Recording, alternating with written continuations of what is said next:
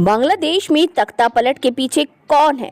अनंत अंबानी की शादी को लेकर संसद में मचा बवाल। जी हां, कुछ खास बातें आज की इस खबर में हम लेकर आ रहे हैं, जिनको लेकर संसद में मच गया है बवाल।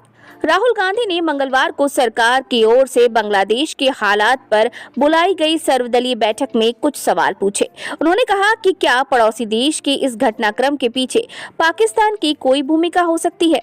इसी साल जनवरी महीने में शेख हसीना 5वीं बार चुनाव जीतकर सत्ता के शीर्ष पर विराजमान हुई थी। हालांकि इस बार उनके लिए हालात शुरू से बेहतर नहीं थे। पहले चुनाव में धांधली का आरोप लगाते हुए विपक्षी दलों ने चुनाव का बहिष्कार किया। फिर 2 महीने पहले कोटा में आरक्षण को लेकर सुलगी आग ने पूरे देश को दंगों में झोंक दिया। हालात ये हो गए कि शेख हसीना को अपनी जान बचाकर भागना पड़ा। वहीं कांग्रेस ने अंबानी की शादी को लेकर मंगलवार को भारतीय जनता पार्टी के सांसद निशिकांत दुबे पर निशाना साधा।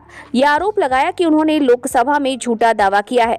दुबे ने कहा कि कांग्रेस महासचिव प्रियंका गांधी वाड्रा उद्योगपति मुकेश अंबानी के पुत्र अनंत अंबानी की शादी में शामिल हुई थी।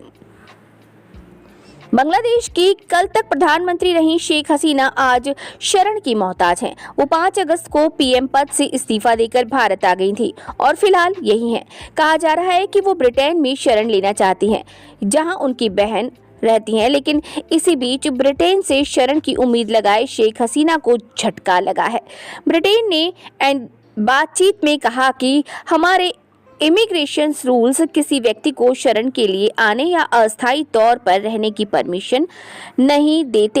इसी साल जनवरी महीने में शेख हसीना 5वीं बार चुनाव जीती थी और चुनाव जीतने के बाद ही कंट्रोवर्सी में आ गई थी।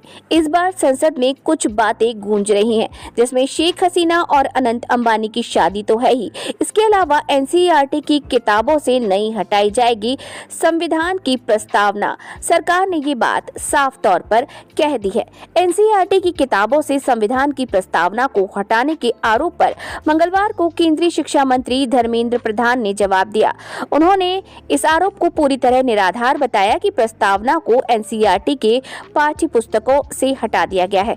उन्होंने कहा कि कांग्रेस शिक्षा जैसे मुद्दों को झूठ की राजनीति के लिए इस्तेमाल करती है और इसके लिए बच्चों का सहारा लेती है। ये खराब मानसिकता को दर्शाने वाली बात होती है।